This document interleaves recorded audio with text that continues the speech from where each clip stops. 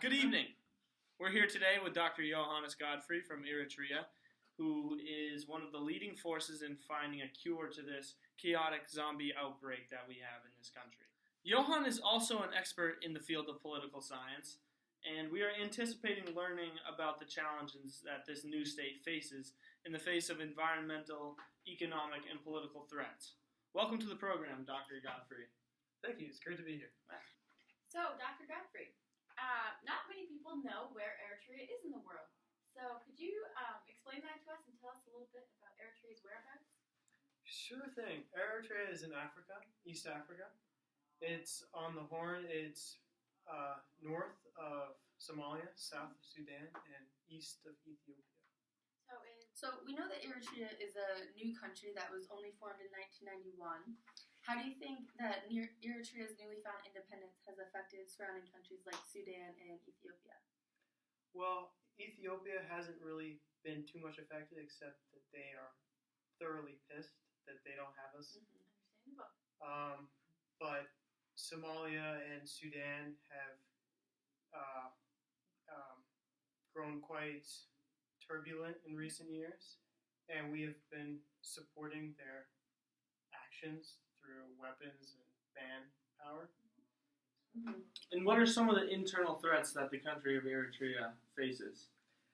Well, as you know, officially it's a democracy within Eritrea, but we've had the same president since our independence, and he has called off every election since, because he believes he can do a better job every time.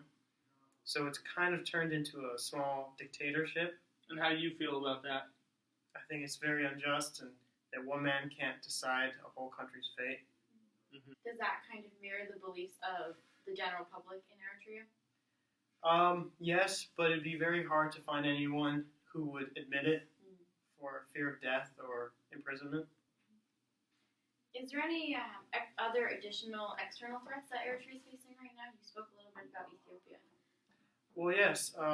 As a matter of fact, the EU, the UN, the AU have branded us as kind of aids to terrorism, since we are helping, as I said, Somalia and South Sudan we're supplying them with weapons, manpower, information, in repayment to what they did for us. How specifically is the European Union and the African Union, how are they a threat to Eritrea? Well, they've put sanctions on us. They've tried, allegedly, they've tried to put military forces inside our country, covert operations. As far as you know, is Eritrea part of any non-governmental organizations? They do hire some NGOs, but military NGOs, like for personal reasons as well as security, extra security. We're going to take a quick commercial break. When we come back, we'll be discussing a potential zombie apocalypse in Eritrea. The new satellite with Sleep in Charge and Resolution Plus. If we don't include the Impact Smart hard drive, we can ship today.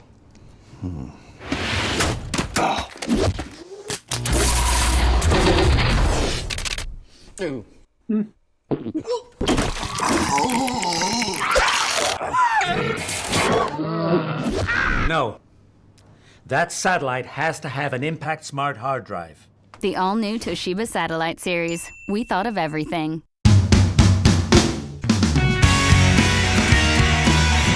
And we're back. We're back with your boy, Johan Godfrey, to discuss a potential zombie apocalypse in Eritrea. So, Dr. Godfrey, in the event of a worldwide zombie apocalypse, how would Eritrea react to such a threat? Well, I think right now they're doing pretty well on that front, since we are isolated from the rest of the world. And if some foreigner, so to speak, were to containing the zombie virus were to enter, they'd probably just be denied based on solely that they're a foreigner.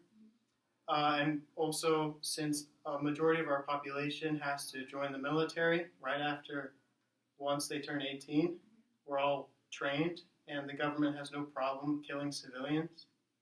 So I mean, on the zombie front, we're pretty good. So you think that your country will take a neoconservative approach to the zombie apocalypse? Definitely. Nip it in the bud before it even starts. Exactly. That's the way to go. There we go. Yep. So what are some events currently happening in Eritrea that are comparable to, say, an actual zombie apocalypse?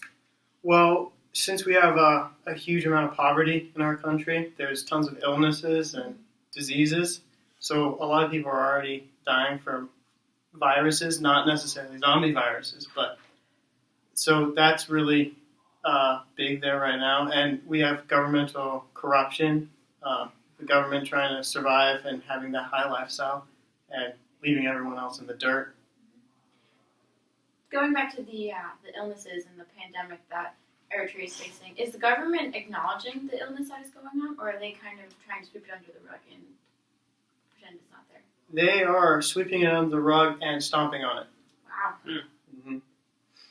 They're really trying to deal with it.